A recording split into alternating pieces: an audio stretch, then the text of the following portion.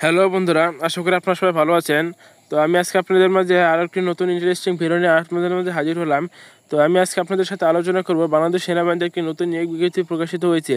আপনারা কারা কারা বাংলাদেশের সেনাবাহিনীতে আবেদন করতে পারবেন এবং কোন কোন জেলা থেকে আবেদন করতে পারবেন, সুবিধা অসুবিধা এবং কী কী শারীরিক যোগ্যতা প্রয়োজন হবে আপনাদের এই বাংলাদেশ সেনাবাহিনীর এমআরসিতে যোগদানের জন্য, সেই সম্পর্কে আমি আজকে আপনাদের সাথে আলোচনা করব।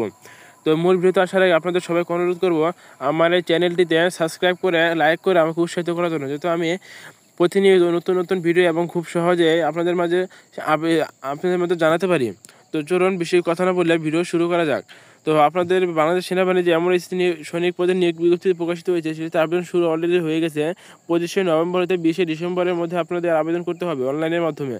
এই আবেদন প্রক্রিয়া চলবে প্রায় 25 দিন ব্যাপী। তো আপনারা সবাই চেষ্টা করবেন খুব তাড়াতাড়ি এবং আগেভাগে আপনাদের আবেদন করার জন্য, কারণ পরবর্তীতে আপনাদের সার্ভার সমস্যা দেওয়ার সম্ভাবনা থাকে, কিছু কিছু সময় আবেদন নিতে চায় না। তো আপনারা আমি চাইবো আপনারা সবাই খুব দ্রুতই আবেদন প্রক্রিয়াটি সেরে ফেলবেন। তো চলুন বেশি না কথা বলে মূল ভিডিও শুরু করা যাক। তো আপনাদের বাংলাদেশ সেনাবাহিনী মাঠ অনুষ্ঠিত হবে সারা বাংলাদেশ থেকে। মাঠ অনুষ্ঠিত হবে রাজেন্দ্রপুরে, যে গাজীপুরের রাজেন্দ্রপুর ক্যান্টনমেন্টে। আপনাদের গাজীপুরে যে রাজেন্দ্রপুর সৈনিক এমডিসি ক্যান্টনমেন্ট রয়েছে, সেখানে আপনাদের সারা বাংলাদেশের মাঠ এক জায়গায়, গাজীপুর রাজেন্দ্রপুর। এর একটা পিক আছে, আমি আপনাদের সাথে এটা ভিডিও শেষে আপনারা দেখতে পারবেন। তো আবেদন প্রার্থীকে 4টি মাধ্যমে আপনারা আবেদন করতে পারবেন: জিডি, কৌণিক, এমব্রিয়াম আর এমএস। এই চারটি ক্যাটাগরি থেকে আপনারা আবেদন করতে পারবেন। এবং আবেদন ফি আপনাদের সর্বমোট 300 টাকা আবেদন ফি, এবং কম্পিউটার দোকান যিনি আছে ওনার পারিশ্রমিক সহ আরও বেশি লাগতে পারে। তো আপনাদের সরকারি জমা নেবে 300 টাকা। আপনার যোগ্যতা, আপনার বয়স দরকার হবে 16 মার্চ 2025 তারিখে 17 হতে 24 বছর, মানে 25 বছর হওয়া যাবে না, 25-এর কম হতে হবে। 17 থেকে 25-এর ভিতরে আপনাদের বয়স হতে হবে। এবং শিক্ষাগত যোগ্যতা, সাধারণ টেট জিডির ক্ষেত্রে এসএসসি সমান পরীক্ষা আপনাকে জিপিএ 2 পয়েন্ট উত্তীর্ণ হতে হবে। কৌণিক টেটের জন্য এসএসসি সমান পরীক্ষা আপনাকে 3 পয়েন্ট পেয়ে উত্তীর্ণ হতে হবে। এবং এমবিএম সমান পরীক্ষায় আপনাকে 3 পয়েন্ট পেয়ে উত্তীর্ণ হতে হবে, এবং এটি অবশ্যই বিজ্ঞান শাখা থেকে হতে হবে। উচ্চতার ক্ষেত্রে আপনার 1.68 মিটার অথবা 5 ফুট 6 ইঞ্চি, এবং বিভিন্ন ক্ষুদ্র নৌগোষ্ঠী বা সম্প্রদায় ব্যতীত আর বিভিন্ন ক্ষুদ্র নৌগোষ্ঠী সম্প্রদায়ের জন্য আপনাদের উচ্চতার প্রয়োজন হবে 1.63 মিটার বা 5 ফুট 4 ইঞ্চি। ওজন, আপনাদের ওজন শারীরিক উচ্চতা অনুযায়ী ওজন নির্ধারণ করা হবে। সেক্ষেত্রে যাদের উচ্চতা বেশি তাদের ওজন ও উচ্চতা অনুযায়ী নির্ধারণ করা হবে। আপনাদের ওজন কমপক্ষে, যাদের উচ্চতা 5 ফুট 6 ইঞ্চি, শুধু তাদের ক্ষেত্রে 49.90 কেজি প্রয়োজন। আর যাদের উচ্চতা বেশি তাদের আরেকটু উচ্চতা অনুযায়ী ওজন প্রয়োজন। এবং বুকের মাপ স্বাভাবিক অবস্থায় 0.76 মিটার বা 30 ইঞ্চি, এবং বুক স্ফুট অবস্থায় বা বুক যখন ফোলাবেন তখন আপনাদের বুকের মাপ থাকতে হবে 0.81 মিটার বা 32 ইঞ্চি। মানে কমপক্ষে আপনাদের উচ্চতা, আপনাদের এটা বিষয় না, আপনাদের কমপক্ষে বুক 2 ইঞ্চি সম্প্রসারণ এবং প্রসারণের মাধ্যমে 2 ইঞ্চি ব্যবধান থাকতে হবে। এবং চোখের দৃষ্টিশক্তি আপনাদের অবশ্যই 2 চোখের 6 স্বাভাবিক দৃষ্টিশক্তি থাকতে হবে। স্বাস্থ্য পরীক্ষা আপনাকে অবশ্যই যোগ্য হতে হবে। স্বাস্থ্য পরীক্ষা অযোগ্য হলে আপনাকে মাঠ থেকে বাদ দিয়ে দেওয়া হবে। আপনাদের সাঁতার অবশ্যই জানতে হবে কমপক্ষে 50 মিটার। সাঁতার না জেনে আপনাদের বাংলাদেশ সেনাবাহিনীতে বাংলাদেশ সেনাবাহিনীর আপনারা এটির একটিতে আবেদন করতে পারবেন না যদি আপনারা সাঁতার না জানেন। এবং বৈবাহিক অবস্থা আপনাদের অবশ্যই অবিবাহিত হতে হবে। শিক্ষাগত ভর্তির সময় আপনার যে কাগজপত্র আপনাদের নিয়ে যেতে হবে তা হলো শিক্ষাগত যোগ্যতার মূল সনদপত্র অথবা মার্কশিট। আপনাদের যদি মার্কশিট থাকে মার্কশিট নিয়ে যাবেন, অথবা মার্কশিট যদি সনদপত্র থাকে সনদপত্র নিয়ে যাবেন। এরপর যদি আপনারা এগুলো মূল কপি না নিয়ে যেতে পারেন তাহলে অবশ্যই প্রথম গেজেটের দ্বারা সত্যায়িত ফটোকপি নিয়ে গেলেও চলবে, তবে মূল কপি নিয়ে যাওয়া ভালো। এরপরে সংশ্লিষ্ট প্রতিষ্ঠান কর্তৃক দেওয়া স্থায়ী ঠিকানা ও জন্ম নিবন্ধন সম্মিলিত প্রশংসাপত্র। আপনাদের স্কুল থেকে একটু প্রশংসাপত্র দেয় এসএসসি পরীক্ষার পরে, সেই প্রশংসাপত্র নিয়ে যেতে হবে।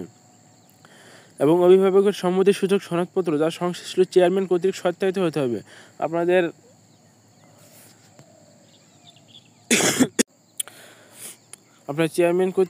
চেয়ারম্যানের স্বাক্ষরিত আপনার অভিভাবকের সম্মতিপত্র লাগবে। এবং তারপরে সংশ্লিষ্ট চেয়ারম্যান কর্তৃক দেওয়া জন্মসূত্রে নাগরিকত্ব ও চারিত্রিক সনদপত্রের মূল কপি।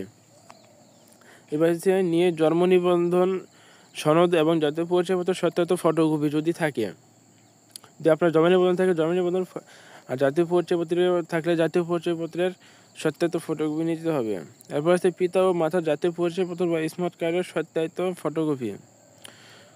সদ্য তোলা পাসপোর্ট সাইজের 6 কপি এবং স্ট্যাম্প সাইজের 2 কপি। আপনাদের মোট 8 কপি ছবির প্রয়োজন হবে এবং সদ্য তোলা মানে পিছের ব্যাকগ্রাউন্ড সাদা হতে হবে।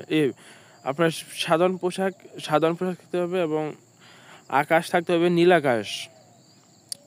লিখিত পরীক্ষার জন্য কলম, জ্যামিতি বক্স, পেন্সিল, স্কেল ও ক্লিপবোর্ড নিয়ে যেতে হবে। আপনারা বাংলাদেশ সেনাবাহিনীতে মাঠ করার সময় আপনাদের একটি ব্যাগ নিয়ে যেতে পারবেন। আপনাদের সবাইকে ব্যাগ নিয়ে যেতে হবে কাপড় চোপড় রাখার জন্য, জামা কাপড় রাখার জন্য। তো আপনারা তখন এই যে লিখিত পরীক্ষার জন্য কলম, জ্যামিতি বক্স, পেন্সিল সাথে নিয়ে যেতে পারেন। এরপর রয়েছে লিখিত পরীক্ষার তো শেষ। উপজাতিদের ক্ষেত্রে উপজাত প্রমাণ স্বরূপ তাদের রাজা ও উপজাতি প্রধান, সিটি কর্পোরেশন, ইউনিয়ন চেয়ারম্যানদের সনদপত্র। এরা আপনাদের উপপ্রজাতির জন্য, এদের রাজা থাকে, উপপ্রজাতির প্রধান থাকে, তাদের জন্য ওনাদের সনদপত্র নিয়ে যেতে হবে। নির্বাচিত পদ্ধতি: স্বাস্থ্য পরীক্ষা ও শারীরিক পরীক্ষা, লিখিত পরীক্ষা যেমন বাংলা, ইংরেজি, গণিত, সাধারণ জ্ঞান ও বুদ্ধিমত্তা ও সাক্ষাৎকার বলতে এটা আপনাদের যে ভাইভা পরীক্ষার কথা বলা হয়েছে, মাধ্যমে যোগ্য প্রার্থী নির্বাচন করা হবে। প্রশিক্ষণ: এমআরসি সেন্টার এবং রেডক্রসের সিদ্ধান্ত অনুযায়ী 6 মাস মেয়াদি মৌলিক সামরিক প্রশিক্ষণ গ্রহণ করতে হবে। আপনাদের যে রয়েছে টেট 1-এর আপনাদের 9 মাস ট্রেনিং গ্রহণ করতে হবে, কিন্তু বাংলাদেশ সেনাবাহিনী এমআরসিতে মাত্র 6 মাস ট্রেনিং গ্রহণ করলে আপনি একজন সৈনিক হতে পারবেন।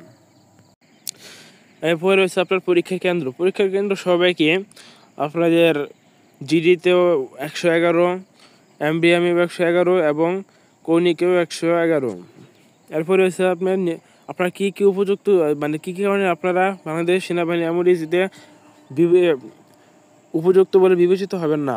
আপনি যদি সরকারি চাকরি হইতে বরখাস্তকৃত হয়ে থাকেন, তাহলে আপনি বাংলাদেশ সেনাবাহিনীতে অযোগ্য হিসেবে নির্ধারণ করা হবে। আপনার ফৌজদারি কোনো মামলায় দণ্ডপ্রাপ্ত অথবা আপনার কোনো মামলা থাকে, যদি আপনি সে মামলার জন্য সাজা পেয়ে থাকেন, তাহলে আপনি অযোগ্য বলে বিবেচিত হবেন। সামরিক প্রশিক্ষণ প্রতিষ্ঠান হতে প্রত্যাহারকৃত বা বরখাস্তকৃত, যদি আপনি কোনো প্রশিক্ষণ কেন্দ্রে যান, সেখান থেকে যদি প্রত্যাহার বা বরখাস্ত করে, তাহলে আপনি অযোগ্য বলে বিবেচিত হবেন।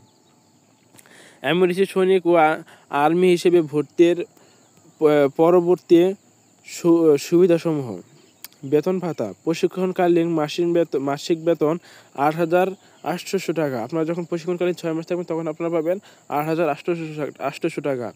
এবং প্রশিক্ষণ শেষে যৌথ বাহিনীর নির্দেশনাবলী JSI অনুযায়ী বেতন ও ভাতাপ্রাপ্ত হবেন। আপনার যখন প্রশিক্ষণ থাকবে, তখন আপনার 8,800 এবং প্রশিক্ষণ শেষে যখন আপনি একদম সৈনিক হয়ে যাবেন, তখন আপনার বেতন আলোচনা সাপেক্ষে ওনাদের JSI অনুযায়ী আপনাদের বেতন ভাতা দিয়ে থাকবে। এরপর হচ্ছে পদোন্নতি: সৈনিক হতে মাস্টার্স ওয়ারেন্টার অফিসার পর্যন্ত যোগ্যতা অনুযায়ী পদোন্নতির সুযোগ রয়েছে। বাসস্থান: নিরাপদ ও মনোরম পরিবেশে মানবসম্মত সুসজ্জিত বাসস্থানের সুযোগ। রেশন ও চিকিৎসা: ভর্তুকি মূল্যে রেশন প্রাপ্তির সুযোগ এবং সামরিক হাসপাতালে নিজ স্ত্রী ও সন্তানের উন্নত চিকিৎসার সুবিধা রয়েছে। তো আজকে এই পর্যন্ত। আশা করি আপনারা সবাই অনেক ধৈর্য সহকারে ভিডিও দেখেছেন এবং আপনাদের সবাইকে ধন্যবাদ আমার সাথে থাকার জন্য। তো আজকে এই পর্যন্ত। আসসালামু আলাইকুম। আপনারা সবাই ভালো থাকবেন, আমার জন্য দোয়া করবেন।